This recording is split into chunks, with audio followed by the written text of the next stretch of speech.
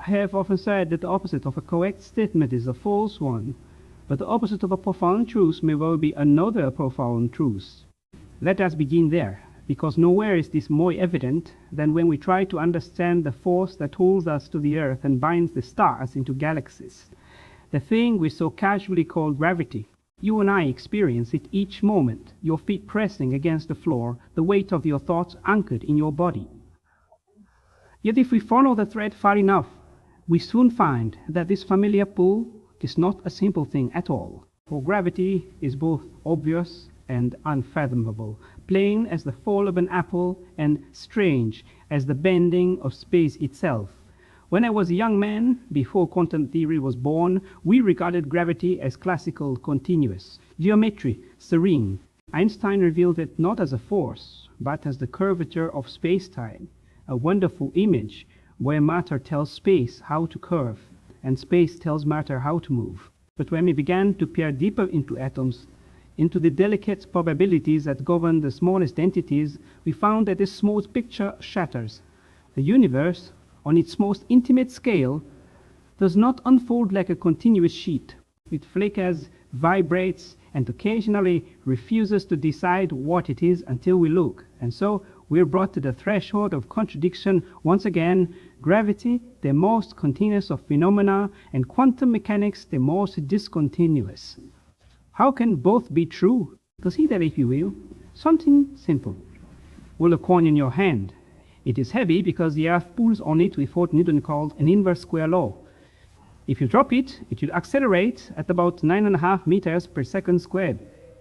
So far so ordinary. But ask yourself, what does the coin's position actually mean if we examine it at the quantum level? The atoms in that coin, the electrons in its copper lattice, none of these have a definite position until measurement.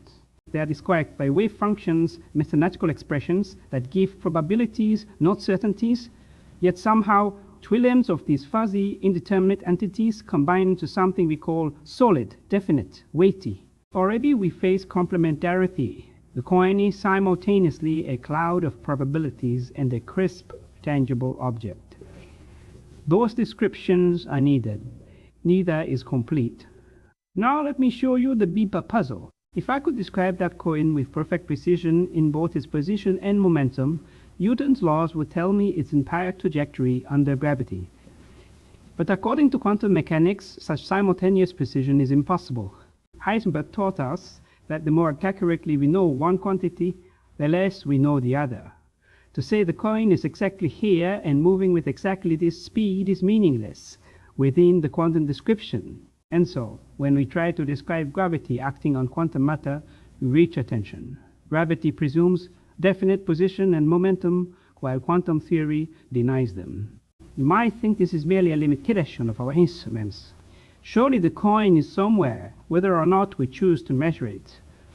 But that assumption belongs to classical thought, and nature has revealed it to be too simple. The question, where is the electron before I look, has no answer within our framework of knowledge. The problem is not that we are ignorant of its position. The problem is that its position does not exist as a definite property before measurement. The concepts we use, position, path, force, were born from experience with massive things following continuous trajectories. Electrons do not live in that world. I have sometimes said that physics concerns what we can say about nature, not what nature is. This often sounds evasive, but it is the honest description of the situation. Observation is not a passive act. It is an interaction that changes the state of the system. When we say the electron's wave function collapses of our measurements, we do not imagine some mystical event. We mean that the possibilities inherent in the wave are reduced to one outcome through the act of observation. Beforehand, the system can be thought of only probabilistically. Afterwards, it yields a concrete result. Between these two lies the essence of complementarity, wave behavior and particle detection, potentiality and actuality coexist as mutually exclusive yet jointly necessary pictures. Now imagine extending this predicament to gravity. Suppose we attempt to quantize the gravitational field in the same way we did the electromagnetic one. We would then associate particles' gravitons with the field, carrying small packets of gravitational interaction, Yet gravity in Einstein's picture is geometry itself. To quanta it, it was to make spacetime granular, each grain capable of being in superposition. What would that mean? That spacetime could itself be undecided, both curved and flat, both here and there, until an observation resolves it.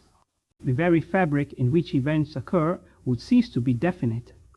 Such a notion challenges the foundation of how we speak about reality at all. And yet we cannot dismiss it. Consider again our coin, but imagine lowering it into a region of strong gravity such as near a black hole. Einstein's equations predict that time slows down there, the geometry warps dramatically. Now ask what happens when we treat the coin as a quantum system with superposed positions, one slightly closer to the black hole, one slightly farther. The rate of time flow would differ between those positions. The two parts of the wave function would evolve at different speeds. Gravity then becomes entangled with quantum uncertainty itself. Is it not extraordinary? What we once called the stage on which matter moves now becomes part of the play uncertain, fluctuating participant. Some might say, then let us find a single theory that unites both pictures and ends the confusion. But perhaps confusion is exactly what we must preserve. As I learned long ago when grappling with light and electrons, our descriptions must remain complementary if they are to reflect nature faithfully. A unified picture might promise simplicity, but it may also erase the subtlety of how knowledge truly functions. Perhaps we do not need to reduce gravity to quantum rules or to elevate quantum phenomena to geometry. Perhaps we must accept that these are distinct yet linked ways of speaking, each illuminating what the other cannot. You see, complementarity was never merely a technical principle. It was a recognition of how human understanding engages the world. To measure the position of an electron, we create an experimental arrangement that disturbs its momentum. To observe the curvature of spacetime, we construct instruments that presuppose continuous geometry. The result we obtain depends on how we choose to question nature. Each question excludes others, not because the universe hides the answers, but because all possible answers cannot coexist within one experimental framework. So too, I think, with gravity and quantum theory. Each tells us what can be known when we set up the world in a certain way. Both are accurate, both indispensable, and both incomplete. But let us return to experience, for it is there that meaning lives. You drop the coin again, and it falls. No quantum strangeness is apparent. The wave packet of its trillions of atoms collapse into a single predictable motion. This is the domain where classical physics emerges, where the probabilistic becomes effectively certain through sheer numbers. It is as though quantum uncertainty, multiplied billions upon billions of times, averages into smooth continuity. In that sense, gravity as we feel it is a macroscopic echo of countless quantum interactions resolving themselves into apparent definiteness. The Earth's pull is not something separate from quantum matter. It is the collective expression of it. And yet the deeper we look, the more we see that this smoothness is an approximation. Think of atomic clocks, whose precision relies on quantum transitions between energy levels. The accuracy depends on counting oscillations at the scale where uncertainty reigns. When we use such clocks in satellites orbiting Earth, we must correct for gravitational time dilation predicted by general relativity. If we fail to do so, GPS navigation would drift by kilometers each day. The devices know no philosophy, and yet in their functioning they affirm both Einstein and quantum theory. They demonstrate that the world obeys both pictures at once, sometimes in tension, always in concert. What, then, is gravity in Bohr's tongue? It is the name we give to the order we observe when masses interact, the pattern of regularities we abstract from phenomena. Whether it is truly a curvature of spacetime or an exchange of quanta may be questions beyond meaning until we establish what kind of experiment could decide between them. Until that time, we must treat both as complementary accounts, geometry for the large, quantization for the small. To insist that one must absorb the other is to forget that knowledge itself is conditioned upon the experimental context. I realize this can sound evasive to those who long for a single answer. But remember, physics is not about dictating what must be, but describing what can be observed. Within the limits of observation, both gravitation and quantum behavior appear consistent and complete. The conflict arises only where our imagination insists they meet inside black holes, within the first moments of the universe, where curvature and uncertainty grow infinite. Perhaps those extremes merely reveal where our concepts break down, not nature itself. When I speak this way, you might feel dissatisfied, as though I am denying reality its solidity. Yet that dissatisfaction is part of the learning. In our everyday world, cause and effect follow a clear sequence. At the atomic level, events obey statistics and probabilities. Both regimes are true in their domains, and our task is not to force them into one, but to understand the boundary where language fails. That boundary is precisely where gravity and quantum theory confront one another. There, words like before, after, inside, and outside lose their classical meaning. Imagine then a photon grazing the edge of a star, its path bent by gravity. General relativity predicts the angle with exquisite accuracy, and we observe it. But quantum mechanics reminds us that that photon also behaves as a wave spread across space. Does spacetime bend the wave, or does the wave interfere with the geometry? Either question presupposes a distinction that might not hold. The interaction between wave behavior and spacetime curvature may well require a language we have not yet invented, and until we do, complementarity must serve as guide. Both pictures are necessary, neither alone sufficient. I once taught my students that clarity should not be confused with simplicity. Nature may be coherent, but not easily rendered in human logic. If we imagine gravity as quantized, we must also imagine that geometry itself can fluctuate, can exist in superposition. If we imagine the wave function evolving within curved spacetime, we must concede that the background metric is no longer rigid, but dissipates. Either way, we confront the same realization. We cannot, in the same breath, speak of spacetime as both determinate and indeterminate. We must choose our language according to the question we ask. That is complementarity at the cosmic scale.